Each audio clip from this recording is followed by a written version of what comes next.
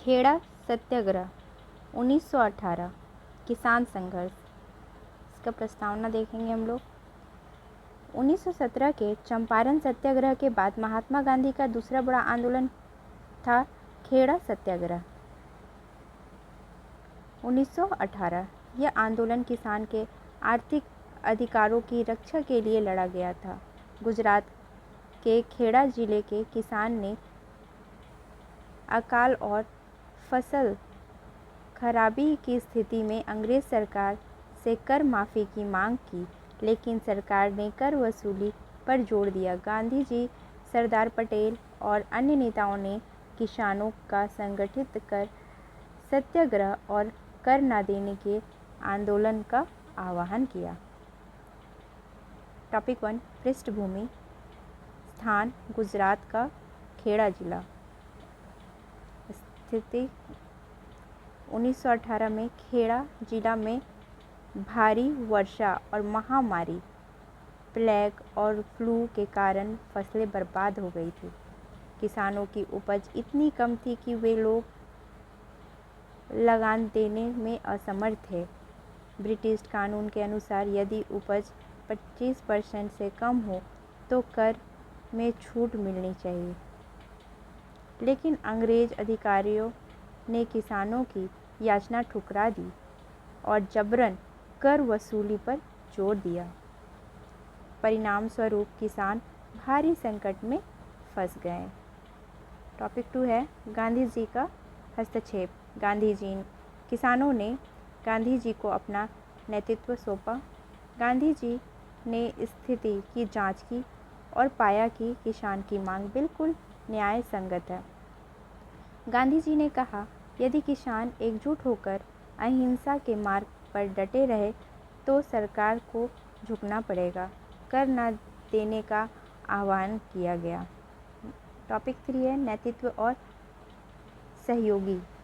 गांधी जी के साथ इस आंदोलन में कई नेताओं ने महत्वपूर्ण भूमिका निभाई। सरदार वल्लभ भाई पटेल, उन्होंने गांव-गांव जाकर किसानों को संगठित किया और उनमें साहस जगाया। शंकरलाल बैंकर, महादेव देसाई, इंदुलाल याज्ञिक, नरहरि परीख आदि।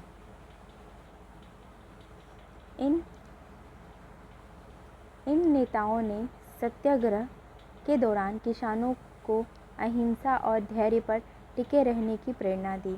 आंदोलन की रणनीति। खेड़ सत्याग्रह का मुख्य रूप था कर न देना। नंबर 1, किसान एकजुट होकर लगान चुकाने से इनकार कर रहे थे। नंबर 2 अहिंसा और सत्याग्रह, किसी प्रकार की हिंसा ना करना था। और तीसरा था संगठन, यानी गांव-गांव जाकर किसान को जागरूक करना। और चौथा था कानूनी अधिकारों पर जोर, यह बताना कि सरकार खुद अपने कानून का उल्लंघन कर रही है।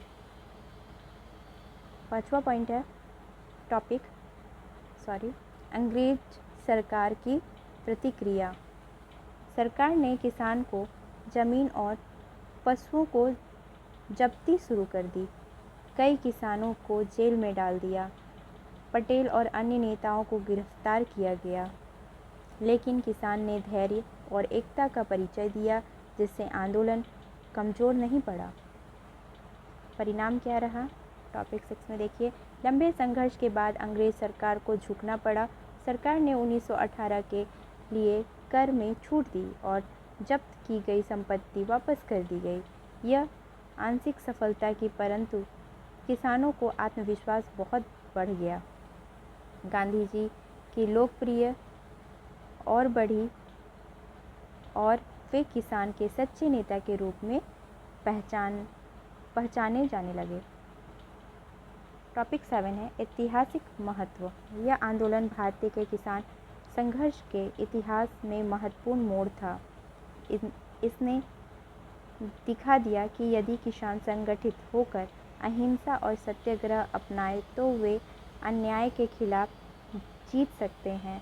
सरदार वल्लभ भाई पटेल इस आंदोलन से उभरकर एक राष्ट्रीय नेता बने। बाद में उन्हें आयरन मैन ऑफ इंडिया कहा गया।